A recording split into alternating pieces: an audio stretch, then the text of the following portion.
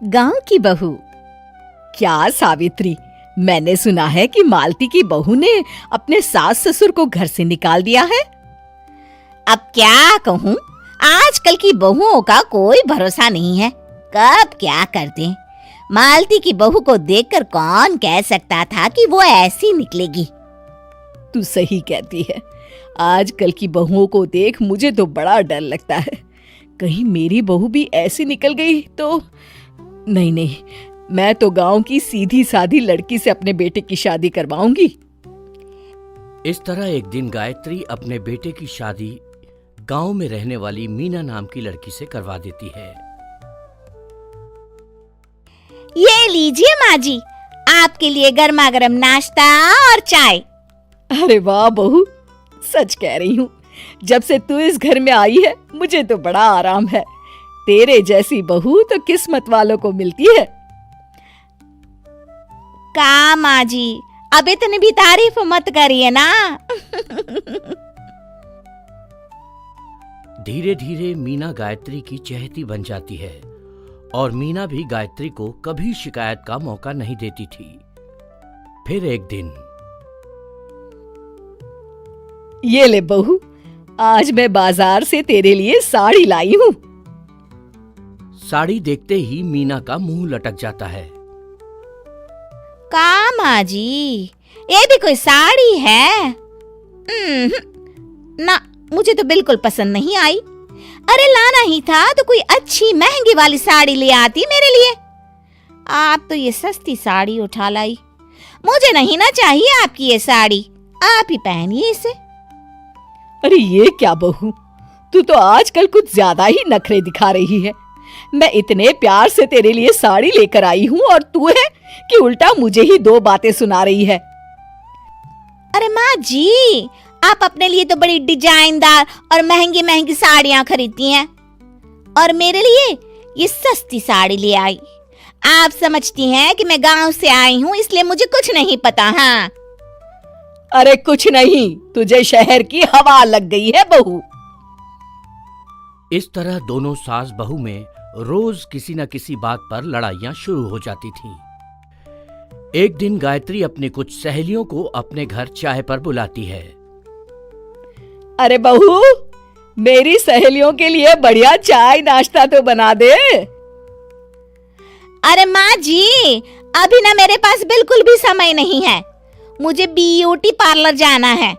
चाय नाश्ता आप ही बना लीजिए। हाँ, तू कब से ब्यूटी पार्लर जाने लगी है?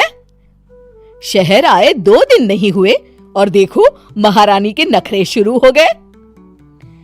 बस भी करिए माँ जी, आपसे बहस करने के लिए मेरे पास ना बिल्कुल टाइम नहीं है। आपका क्या है, आप समझती हैं कि मैं गांव से आई हूं तो मुझे कुछ नहीं आता, और आप जो रोज रोज मुझसे मेहमान नवाजी करवाती रहती हैं नौकरानी की तरह।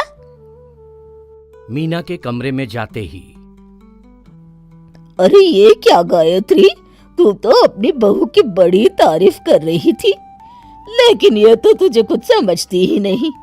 भाई मुझे तो लग रहा था कि तेरी बहू गांव की है तो सीधी सादी होगी, लेकिन इसने तो शहरी बहुओं को भी मात कर दिया। हाँ। अपनी सहेलियों के सामने अपनी बेइज्जती होते देख गायत्री आग बबूला हो जाती है। अरे क्या शहर और क्या गांव, मेरी तो किस्मत ही फूटी थी जो मैं इसे बहू बना के ले आई। भगवान जाने आगे और क्या क्या करेगी। अब तो मुझे कुछ ठीक नहीं लगता। तू जरा संभल के रहना, कहीं मालती की तरह तेरा भी हाल बेहाल ना हो जाए।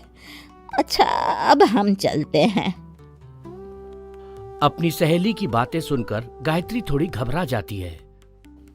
अरे ये सुशीला क्या बोलकर चली गई, कहीं इसकी बात सच ना निकल जाए। दूसरी तरफ मीना सारी बातें सुन लेती है। अगले दिन से गायत्री अपनी बहू से कोई काम करवाने से पहले 10 बार सोचती थी। ज्यादातर काम वो खुद ही कर लेती थी। अचानक अपनी सास में आए इस बदलाव को देख मीना, लाइए ना माँ जी, मैं कर देती हूँ ना काम।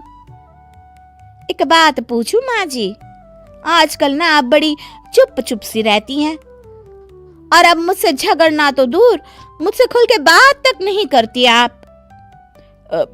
कुछ नहीं बहू, ऐसे ही। मीना अपनी सास की मंशा भांप जाती है और मुस्कुराते हुए कहती है, अरे माँ जी, चिंता मत करिए, मैं आपको घर से नहीं ना निकालने वाली। ये डर आप अपने मन से निकाल दीजिए। अरे छोटे मोटे झगड़े तो हर घर में होते रहते हैं, चाहे कुछ भी हो जाए, आप मेरी सासू माँ हो। मैं तो जिंदगी भर आपकी सेवा करूंगी माँ जी। अपनी बहू की बातें सुन गायत्री को एक प्रकार का संतोष होता है और उसकी सारी चिंताएं दूर हो जाती है। गायत्री अपनी बहू को गले लगा लेती है। मुझे माफ कर दे बहू, मैं तुझे गलत समझ बैठी थी। कोई बात नहीं माँ जी, ये ना घर घर की कहानी है। हाँ।